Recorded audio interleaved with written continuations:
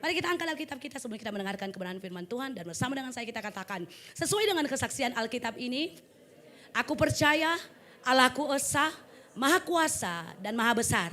Aku percaya Yesus Kristus adalah Allah sendiri yang telah menjadi sama dengan manusia. Dia adalah juru selamat yang bertanggung jawab mengasihi hidupku. Aku percaya Roh Kudus adalah Roh Allah sendiri yang senantiasa menyertai dan membimbing kehidupanku.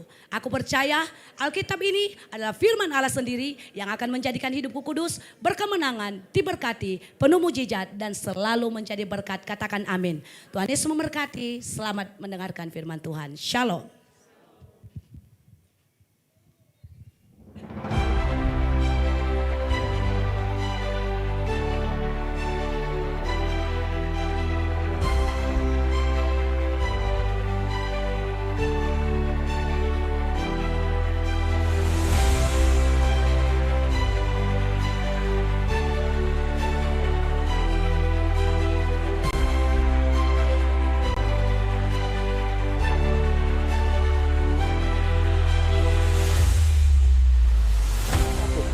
Apa yang muncul di hati Anda, apa yang muncul di pikiran Anda ketika menghadapi masalah, itu yang akan menentukan kemenangan Anda. Saudaraku, Yosua ketika dia berhadapan dengan tembok yang besar itu, dia berdoa. Pada waktu dia berdoa, dia dengar suara Tuhan. Kalau yang muncul ketakutan, kalau yang muncul kemungkinan yang belum terjadi, maka dengar baik, itu akan melemahkan Anda untuk tidak sampai pada kemenangan yang besar. Tapi kalau yang datang firman Bapak Ibu, firman datang, kuatkan dan teguhkan hatimu. Firman datang, hati yang gembira adalah obat yang manjur. Firman datang, and then suddenly the word of God will enter the situation. Firman Tuhan akan masuk ke dalam situasi itu, dan firman Tuhan akan mengambil alih keadaan itu, dan dia akan menghadirkan kuasa kerajaan Allah atas keadaan itu. No matter what the kinds of the situation, nggak peduli kondisinya bagaimanapun, tetapi dengar baik, pada waktu firman diucapkan, maka perkara dahsyat pasti terjadi.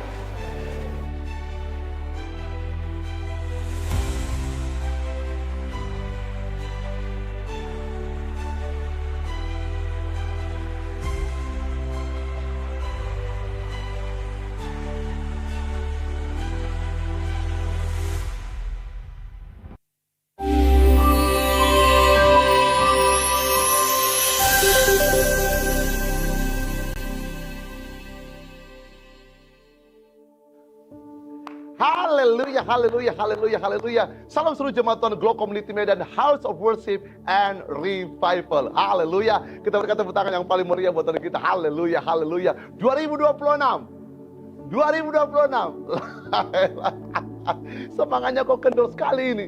Saya percaya ini masih awal bulan, dan inilah Jumat Agung di mana kita dapat merayakan kemenangan kita sebagai orang percaya, di mana 2000 tahun yang lalu Yesus mati di atas kayu salib untuk menghadirkan dan membawa kemenangan buat kita semua. Saya percaya bisa lebih dahsyat lagi, bisa lebih luar biasa lagi. Yang percaya katakan yes, haleluya. 2026. Yes, 2026. Yes, 2026. Haleluya, haleluya, haleluya, haleluya. Siap berjalan bersama dengan Tuhan. Haleluya. Sekali lagi sama-sama kita katakan, bersama Yesus saya dahsyat. Bersama Yesus langkah saya kemenangan. Bersama Yesus saya diberkati. Sekali lagi kita berikan tepuk tangan yang paling meriah buat kita. Haleluya, haleluya, haleluya. Puji Tuhan, saudaraku Tuhan. Hari ini kita merayakan Jumat Agung, dan merupakan momentum perayaan iman kita sebagai orang percaya, di mana kematian Yesus di atas kayu salib membawa kemenangan buat setiap kita, sehingga kita ada sebagaimana ada hari ini, bukan karena kuat dan gagah kita, tapi semua karena kebaikan Tuhan yang luar biasa. Oleh anugerah Tuhan, hari ini saya bersama dengan tim ada di Sabah, Malaysia, tepatnya di kota Tiga Nambur, kota Belut yang ada di Sabah ini.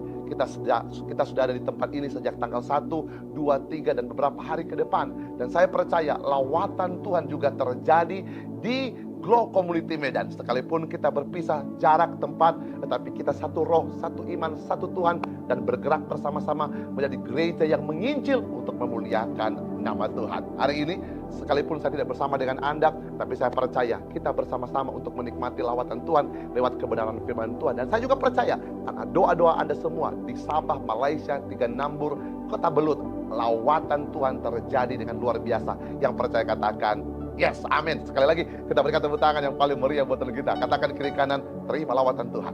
Haleluya. Bilang kiri kanan, terima lawatan Tuhan. Amin. Haleluya, haleluya.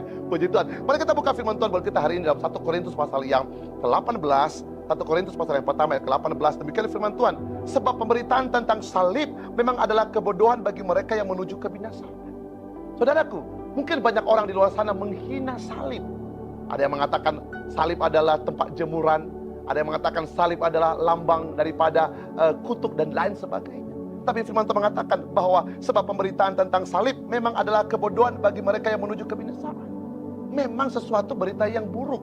Memang sesuatu yang tidak baik. Memang sesuatu yang mudah diolok-olok. Kenapa? Karena bagi mereka yang binasa. Tetapi firman Tuhan mengatakan bagi kita yang diselamatkan, pemberitaan itu adalah kekuatan Allah.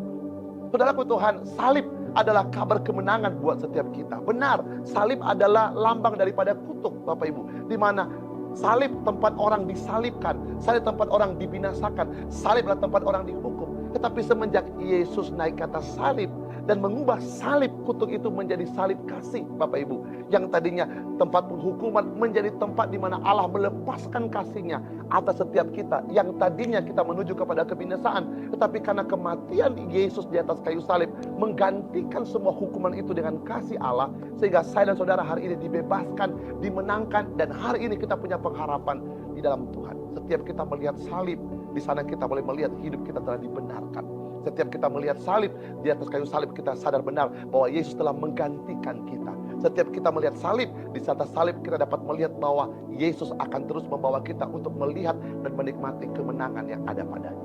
Saudara kebetulan Tuhan, hari ini tema saya dalam momentum Jumat Agung ini adalah salib adalah tempat pertemuan antara kelemahan manusia dan kekuatan Allah. Sekali lagi, salib adalah tempat pertemuan antara kelemahan manusia dan kekuatan Allah. Saudara kebetulan Tuhan, sekali lagi firman Tuhan mengatakan bahwa pemberitaan salib tentang salib memang kebodohan bagi mereka yang menuju kepada kebinasaan. Tetapi bagi kita yang telah dibenarkan, bagi kita yang telah diselamatkan, pemberitaan tentang salib adalah kekuatan Allah. Nah, saudaraku kebetulan Tuhan, apa yang menjadi kelemahan manusia di atas kayu salib? Saudaraku, karena dosa manusia menjadi sangat lemah. Karena dosa manusia diikat oleh kehidupan yang menuju kepada kebinasaan. Kelemahan manusia diambil oleh Yesus di atas kayu salib. Yang tadinya kita adalah orang berdosa menjadi orang yang dibenarkan lewat kematian Yesus di atas kayu salib. Di atas kayu salib Yesus menerima ketidakadilan, Dia diperlakukan tidak baik. Di atas kayu salib Dia menerima setiap konsekuensi dosa yang kita lakukan.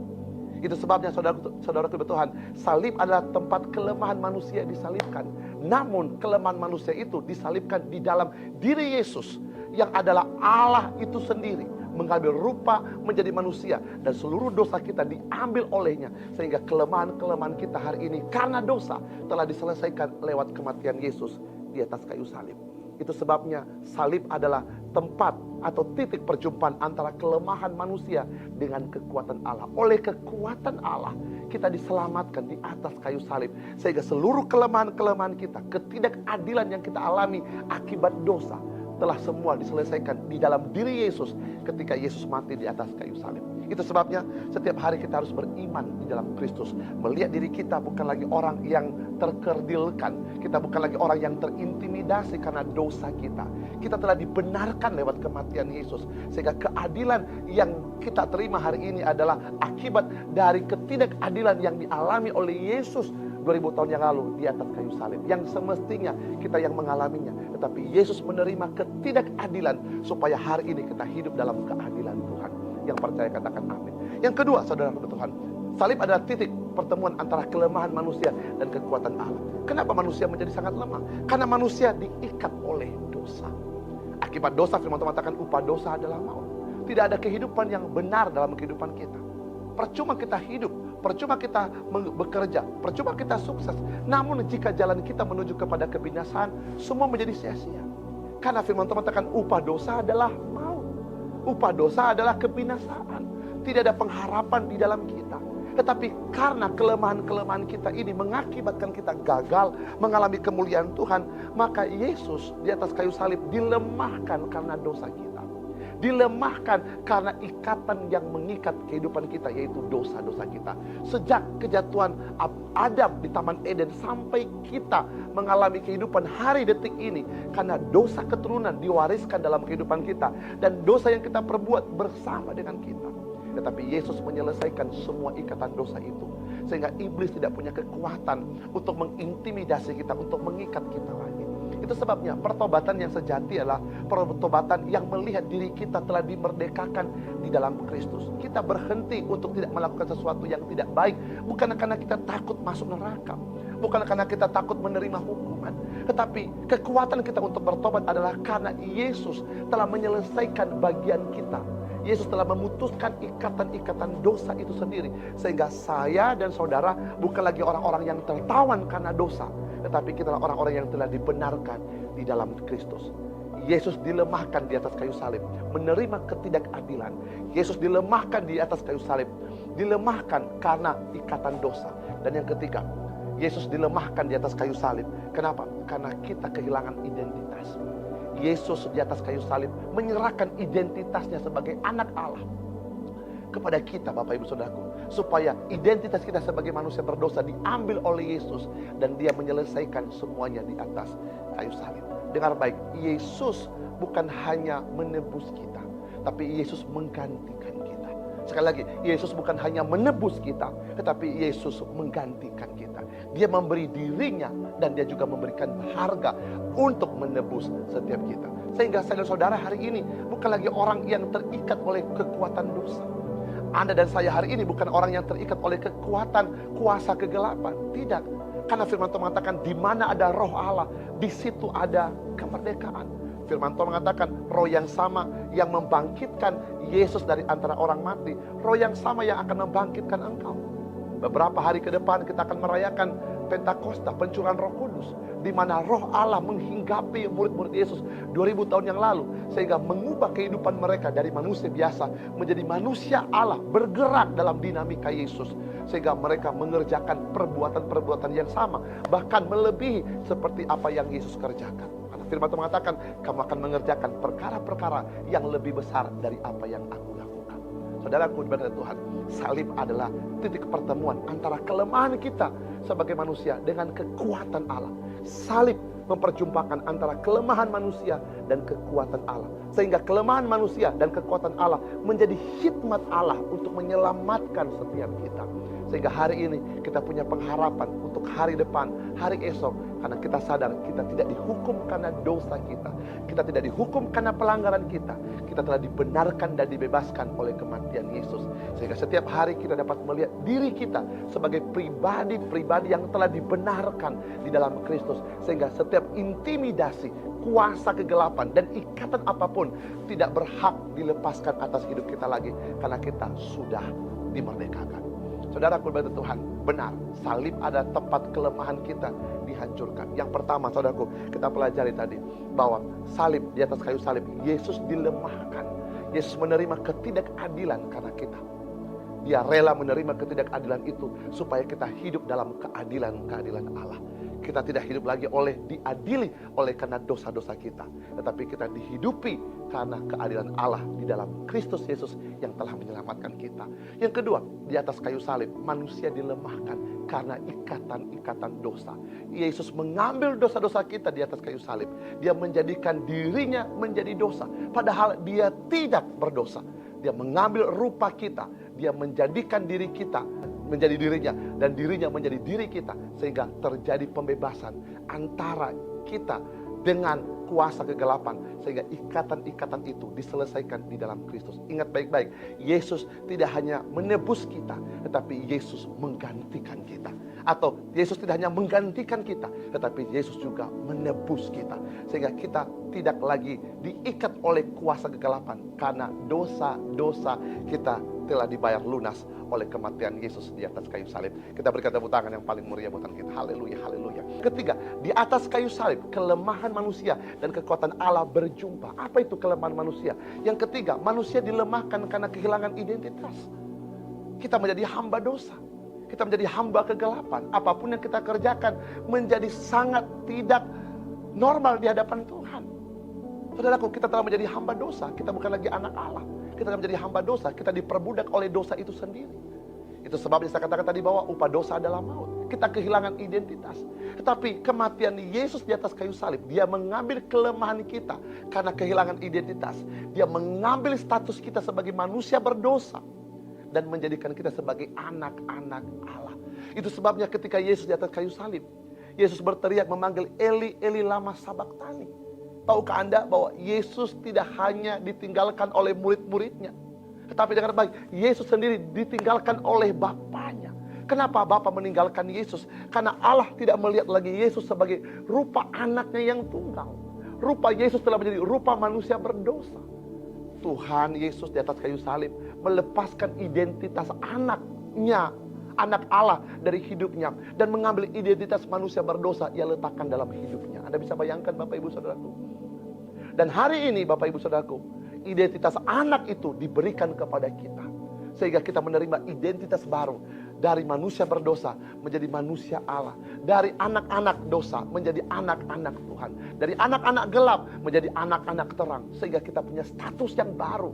Status di mana kita tidak lagi dihukum oleh kuasa kegelapan. Status di mana iblis gemetar melihat kehidupan kita. Status di mana kita layak menerima segala sesuatu yang Allah telah persiapkan buat kita di dalam kerajaan surganya. Saudaraku, itu sebabnya ketika Yesus berteriak, Eli, Eli lama sabaktani. Allahku, Allahku, kenapa engkau meninggalkan aku? Karena Allah tidak lagi melihat wajah Yesus sebagai wajah anaknya. Wajah Yesus telah menjadi wajah kita, wajah saya dan wajah saudara. Wajah yang penuh dengan dosa. Dan Allah memalingkan badannya dan mencari di mana ada wajah anaknya. Dan wajah anaknya hari ini ada di wajah Anda dan saya. Sehingga kita bisa memanggil dia, Ya Aba, Ya Bapa. Kita berikan tepuk tangan yang paling meriah untuk kita. Haleluya, haleluya. Inilah salib. Salib adalah kemuliaan Allah buat kita. Salib adalah kabar sukacita buat kita. Salib adalah kekuatan Allah yang menyelamatkan kita. Bagi orang lain, mungkin orang berkata, waduh, kalau dia anak Allah, kenapa dia harus mati di atas kayu salib? Kalau dia anak Allah, kenapa dia dihina, disiksa, direndahkan? Kalau dia anak Allah, kenapa dia menerima perlakuan tidak baik dari bangsa Romawi? Kalau dia anak Allah, kenapa Pilatus cuci tangan? Saudaraku, semua Tuhan izinkan, Allah izinkan Yesus melewati semua proses-proses itu semua. Supaya Yesus yang kita sembah, Yesus yang kita tinggikan, Yesus yang kita muliakan adalah Yesus yang menyelamatkan kita. Dia tidak hanya bertahta di atas di tata kemuliaannya, tapi dia turun menjadi manusia supaya dia menyelamatkan kita dari kejatuhan-kejatuhan kita. Saudaraku Tuhan, sekalipun salib adalah titik perjumpaan antara kelemahan manusia dan kekuatan Allah, tapi salib juga adalah kekuatan Allah yang menyelamatkan manusia. Kekuatan apa yang menyelamatkan manusia? Dengar baik, Allah tidak menggunakan kuasanya untuk menghancurkan kita dari dosa-dosa kita. Allah tidak menggunakan kuasanya untuk menghancurkan kuasa kegelapan lewat kuasanya. No, Bapak Ibu Saudaraku. Tapi dengar baik, kita dapat melihat di atas kayu salib, kita dapat melihat kekuatan Allah yang lain. Kekuatan Allah yang begitu super power, yaitu kekuatan di mana Allah menanggung dosa seluruh manusia. Dalam kitab 1 Petrus pasal yang kedua ayat 24 mengatakan, Ia telah menanggung dosa kita di dalam tubuhnya. Saudaraku, dia dihancurkan karena dosa kita. Dia dihina karena dosa kita. Tuhan meletakkan kekuatan ini di dalam diri Yesus, supaya Yesus sanggup menanggung setiap dosa-dosa kita. Sehingga kita tidak ditangguhkan lagi terhadap akibat daripada dosa-dosa yang kita lakukan. Inilah kekuatan Allah itu. Di atas kayu salib bukan hanya kelemahan kita, tetapi kekuatan Allah, kelemahan manusia karena dosa, dan kekuatan Allah karena kasih dan kuasanya berjumpa di atas kayu salib, sehingga dosa kita diselesaikan, kita didapatkan kembali, kita dijadikan sebagai anak-anak Allah di dalam kerajaannya. Yang kedua, saudara dibantu Tuhan, di atas kayu salib kelemahan manusia dan kekuatan Allah berjumpa, sehingga kekuatan Allah ini menghancurkan kuasa iblis dan kegelapan.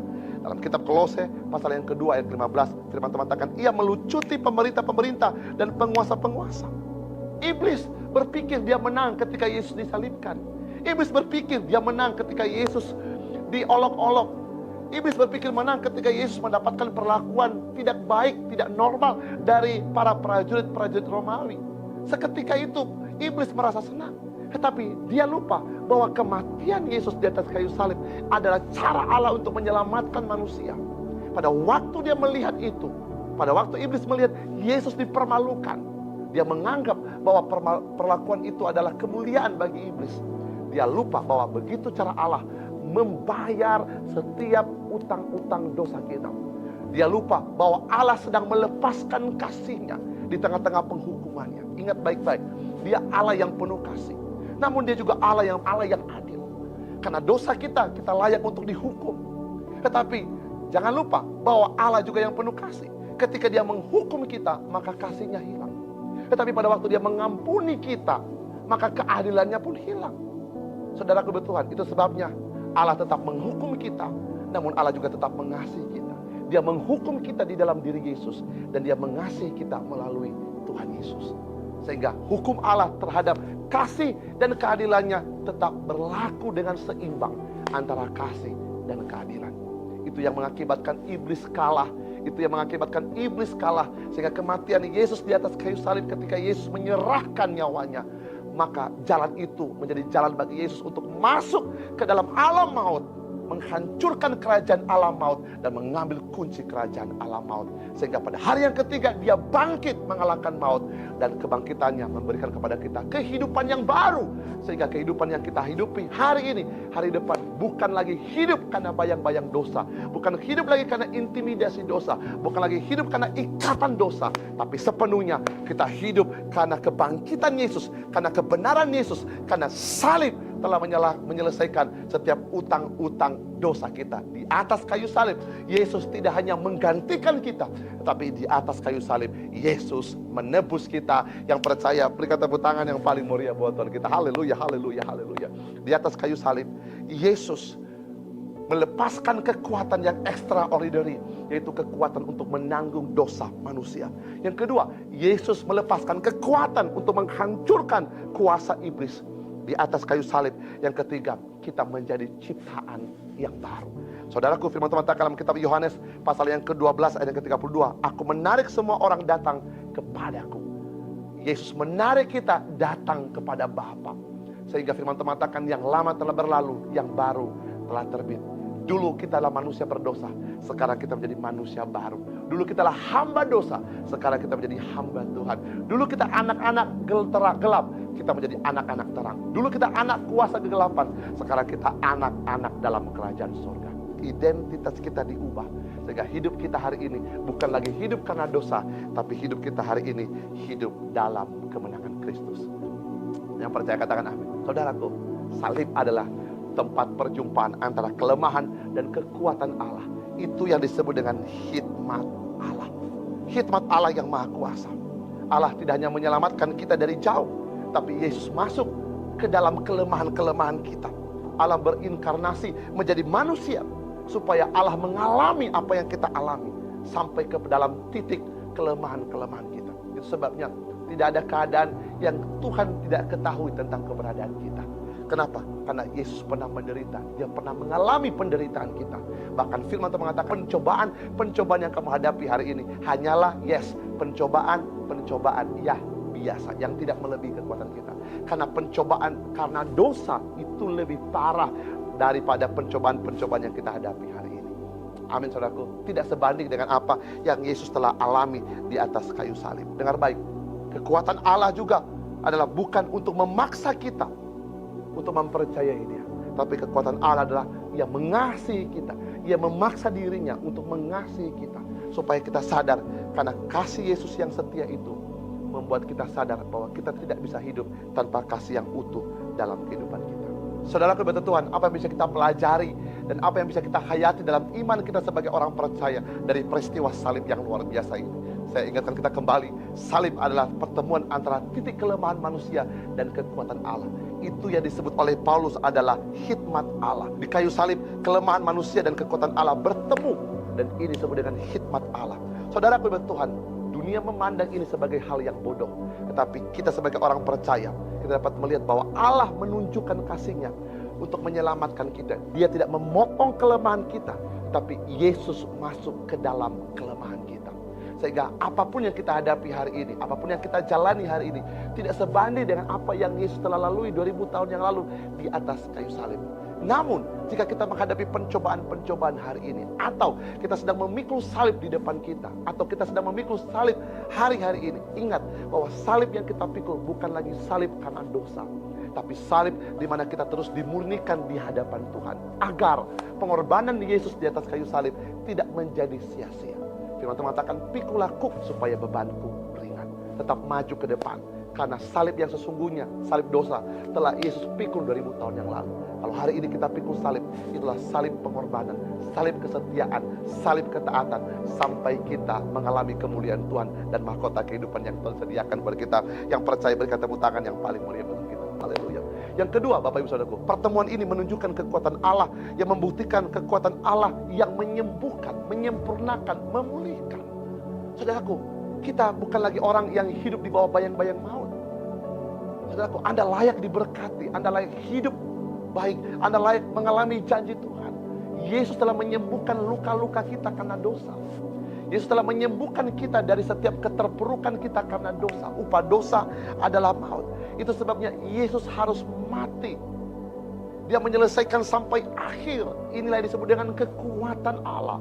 Allah memberikan kekuatan kepada Yesus sampai Ia menyelesaikan setiap utang-utang dosa kita. Agar kita dapat melihat diri kita bukan lagi orang yang terikat karena dosa, tapi orang-orang yang telah dibenarkan karena kematian Yesus di atas kayu salib. Yesus memberikan kepada kita kekuatan sampai akhir untuk menjalani kehidupan kita lewat bagaimana kita melihat pengorbanannya di atas kayu salib. Sehingga pertemuan antara kelemahan manusia dan salib ini menjadi satu pola buat kita. Firman Tuhan mengatakan dalam kitab Markus pasal yang ke-8 ayat ke-34, barang siapa yang ingin mengikut aku, ia harus menyangkal dirinya dan memikul salib dan mengikut aku. Saudaraku, Yesus telah memberikan kepada kita pola supaya kita mengalami kemuliaan Tuhan. Pola itu apa? Yesus memikul salib sampai taat mati di atas kayu salib. Dan firman Tuhan mengatakan, barang siapa yang mengikut dia, ia harus menyangkal dirinya, memikul salib dan mengikut aku. Salib yang kita pikul bukan lagi salib dosa. Salib yang kita pikul bukan lagi penghakiman dan penghukuman.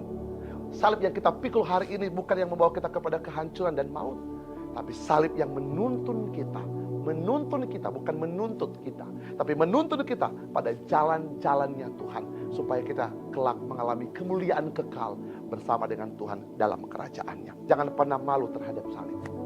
Amin, saudaraku. Jangan jual Yesus karena pekerjaan. Jangan jual Yesus karena usaha. Jangan jual Yesus karena ingin mendapatkan pasangan hidup. Pertahankan salibmu. Pertahankan identitasmu sebagai orang-orang percaya yang telah dibenarkan di dalam Kristus Yesus Tuhan kita. Mungkin kita diolok-olok, mungkin kita diejek-ejek, mungkin kita direndahkan, mungkin kita dikucilkan dari lingkungan-lingkungan kita. Paulus mengatakan, aku tidak malu terhadap Injil, karena Injil adalah kekuatan Allah yang menyelamatkan setiap orang yang percaya.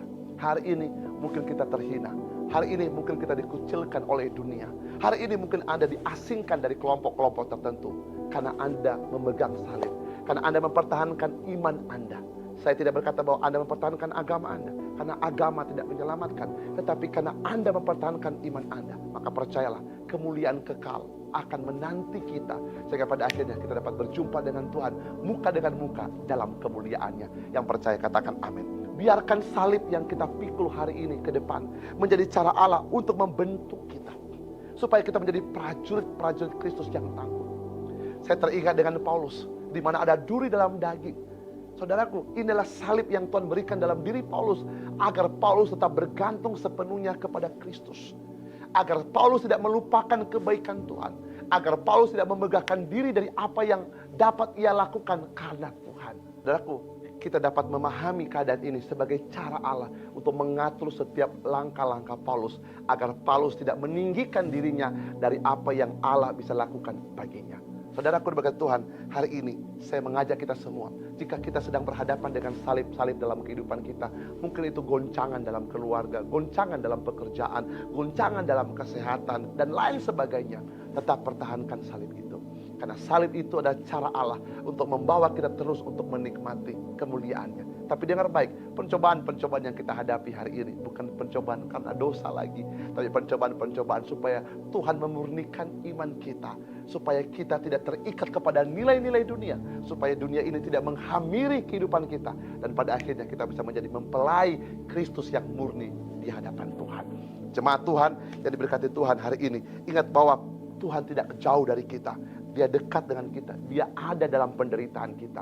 Dia bersama-sama dengan kita. Bahkan dia memberikan kepada kita kekuatannya untuk kita mampu melewati setiap musim-musim dalam kehidupan kita. Yang ketiga, apa yang bisa kita pelajari? Yang ketiga, bahwa kita telah diselamatkan agar kita bisa menjadi saksi yang membawa, menghadirkan kekuatan Allah dimanapun kita berada. Saudaraku, Tuhan memakai kehidupan kita yang berdosa ini supaya kita menjadi saksi-saksi Kristus untuk menghancurkan kuasa kegelapan. Mari bersaksi tentang Tuhan. Mari bersaksi tentang keselamatanmu. Mari bersaksi betapa hebatnya Tuhan dalam kehidupanmu kepada semua orang. Firman Tuhan mengatakan bahwa jadikan semua bangsa menjadi muridku. Itulah sebabnya Tuhan menyelamatkan kita, supaya orang tahu bahwa keselamatan yang sesungguhnya hanya ada di dalam Kristus. Jemaat Tuhan berkata Tuhan, hari ini kita dapat merayakan Jumat Agung yang luar biasa ini. Terimalah kematian Kristus dalam iman Anda. Hayati kematian Yesus dalam iman Anda, supaya Anda dapat menerima aliran kuasa dari kerajaan sorga mengalir atas kehidupan Anda. Saya percaya Yesus mati 2000 tahun yang lalu di atas kayu salib. Namun kuasa kematian Kristus tetap menyala dalam hati kita, tetap menyala di dalam roh kita, sehingga kita dapat melihat kita bukan orang-orang yang diintimidasi lagi oleh kuasa kegelapan. Kita bukan lagi orang-orang yang diperbudak oleh kuasa kegelapan, lewat penyakit, lewat kemiskinan, lewat kegagalan, lewat kehancuran, bahkan lewat ikatan-ikatan dosa yang mengikat kehidupan kita. Mungkinkah itu perzinahan, mungkinkah itu judol, perjudian, dan lain sebagainya. Sadarilah bahwa Anda telah dimerdekakan di dalam Tuhan. Yesus telah berkorban 2000 tahun yang lalu di atas kayu salib. Dia telah dilemahkan karena dosa-dosa kita. Dia telah dilemahkan karena ikatan kuasa kegelapan. Dia telah dilemahkan karena kita kehilangan identitas. Hari ini kekuatan kasih Allah menyelamatkan kita, sehingga kekuatan Allah tersebut menghancurkan dosa. Kekuatan Allah tersebut menghancurkan kuasa kegelapan, dan kekuatan Allah itu mengembalikan identitas kita kembali, sehingga hari ini kita bukan lagi manusia berdosa. Kitalah orang-orang yang telah dibenarkan di dalam Kristus. Kebenaran Kristuslah yang Anda harus hidupi setiap hari. Lewat kebenaran ini, iblis tidak berkuasa untuk mengintimidasi Anda lagi. Lewat kebenaran ini, dosa tidak berkuasa bekerja dalam kehidupanmu lagi. Kenapa? Kebenaran yang menjadi pagar kehidupan Anda. Itu sebabnya firman Tuhan mengatakan doa orang benar, bila dengan yakin didoakan, besar kuasanya. Kenapa doa kita bisa berkuasa? Karena kita berdoa dari kebenaran. Orang benar selalu melakukan yang benar dan selalu mendapatkan yang benar. Orang yang salah tidak akan pernah bisa mengerjakan yang benar. Kenapa? Selalu hidup dalam area yang salah. Tapi kita telah dibenarkan. Kebenaran Kristus mengakibatkan kita berada pada jalan yang benar, kehidupan yang benar, kuasa yang benar. Makanya firman Tuhan mengatakan doa orang benar bila dengan yakin didoakan. Kenapa ada kata yakin? Kita harus meyakini bahwa kita bukan lagi orang berdosa, tetapi kita orang yang dibenarkan, sehingga doa kita berkuasa karena kebenaran itu bekerja dalam kehidupan kita. Doa kita berkuasa karena melekat di dalam diri kita identitas kita sebagai anak-anak Allah. Firman Tuhan mengatakan kepadamu diberikan kuasa, apa yang diikat di bumi akan terikat di sorga, apa yang dilepaskan di bumi akan terlepas di sorga. Jemaat Tuhan yang diberkati Tuhan, Glow Community Medan, pemberitaan tentang salib adalah kebodohan bagi dunia, tapi bagi kita adalah kekuatan Allah yang menyelamatkan. Di atas kayu salib, kelemahan kita dan kekuatan Allah berjumpa, sehingga ini menjadi hikmat Allah untuk mempertemukan antara hukum dan kasih-Nya. Tuhan tidak menghukum manusia karena kasih-Nya, namun Tuhan juga tidak melepaskan manusia dari hukumannya karena ada kasih-Nya. Saudaraku Tuhan, namun Tuhan juga tidak mengasihi manusia dan melepaskan hukumannya. Tuhan tetap menghukum manusia dan melepaskan kasih-Nya. Tuhan tetap mengasihi manusia dan melepaskan hukumannya. Di mana? Di dalam diri Yesus. Sehingga Yesus mengalami apa yang kita alami, dan apa yang Yesus miliki kita alami hari ini dalam kehidupan setiap kita. Kiranya Roh Kudus memberikan kepada kita kekuatan lewat kebenaran ini, sehingga kita dapat memandang hari depan kita dengan penuh harapan. Yesus yang telah mati 2000 tahun yang lalu di Jumat yang mulia itu. Hari ini kita dapat melihat pengharapan baru di dalam Kristus, sehingga kita dapat melihat diri kita. Kita bukan lagi orang yang berdosa, tapi kitalah orang-orang yang telah dibenarkan di dalam Tuhan. Mari lewat Jumat Agung ini, yang pertama, milikilah semangat untuk hidup dalam pertobatan. Kenapa kita memiliki hidup semangat dalam pertobatan? Karena Yesus telah membenarkan kita, dan kebenaran Kristus menjadi kekuatan bagi kita untuk memiliki semangat untuk melangkah dalam langkah-langkah pertobatan kita. Kita tidak bertobat agar kita jangan masuk neraka, atau kita bertobat karena kita takut masuk neraka. Tidak, tapi kita bertobat karena kita menerima dan mengalami kebenaran Kristus yang memberkati kita. Yang kedua, hidupilah kehidupan yang baru sebagai orang percaya yang memiliki identitas di dalam Kristus. Jadilah anak-anak terang. Jadilah orang-orang yang mewarisi kerajaan surga dalam setiap langkah. Sebagai seorang suami, sebagai seorang istri, sebagai seorang anak-anak, sebagai seorang menantu, mertua. Mari hidupi kehidupan Kristus dalam kehidupan engkau. Saya percaya, firman Tuhan mengatakan, berbahagialah orang yang membawa damai, karena mereka disebut sebagai anak-anak raja. Saudaraku, kenapa kita dipanggil sebagai anak-anak raja? Karena ada Kristus sangat damai dalam kehidupan kita. Firman Tuhan mengatakan kita adalah surat Kristus yang terbuka bagi semua orang. Saya percaya setiap jemaat Tuhan yang telah menerima dan mengalami kuasa salib, hidupnya berjalan dalam penuh pertobatan, hidupnya berjalan dalam penuh kuasa, hidupnya berjalan dalam penuh berkat yang ilahi. Dan tentunya hidupnya akan menjadi berkat bagi semua orang yang percaya. Katakan amin. Yang ketiga, menjadi saksi Kristus. Mari beritakan tentang kabar baik ini kepada semua orang. Lewat hidup kita, lewat perkataan kita, lewat apapun yang kita kerjakan. Sehingga kuasa kematian Yesus di atas kayu salib menjadi berkat bagi kita semua. Dan mengalami janji Tuhan yang luar biasa.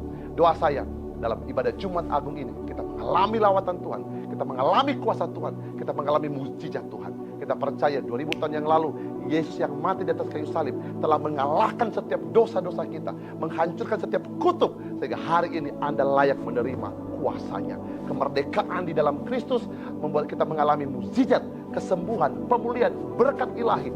Sehingga pagi hari ini, malam hari ini, sepanjang hari ini, bahkan sampai selama-lamanya, kuasa kematian Kristus dan kebangkitannya akan terus terjadi dan bergelora dalam kehidupan kita. Sehingga hidup kita sepenuhnya ada untuk memuliakan Tuhan. Hari ini saya mengundang kita semua untuk kembali melihat momentum ini sebagai pusat keimanan kita, supaya kita dapat mengalami kuasa kematian Kristus.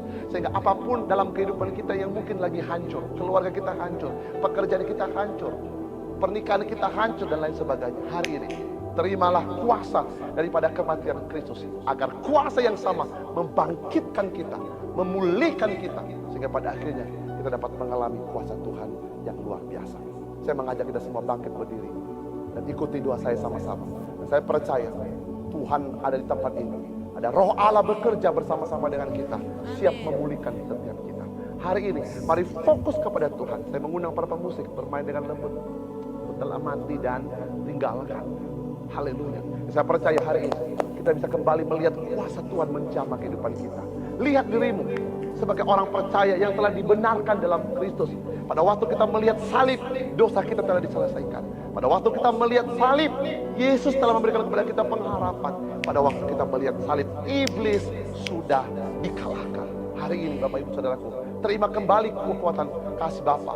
Terima kembali kuasa kematian Kristus dalam kehidupan Anda, supaya Anda dimerdekakan, supaya engkau tidak diintimidasi lagi, supaya engkau tidak dipermalukan lagi oleh kuasa kegelapan. Sebab kita telah dimenangkan, dibebaskan. Sebab salib adalah perjumpaan antara kelemahan manusia dan kekuatan Allah.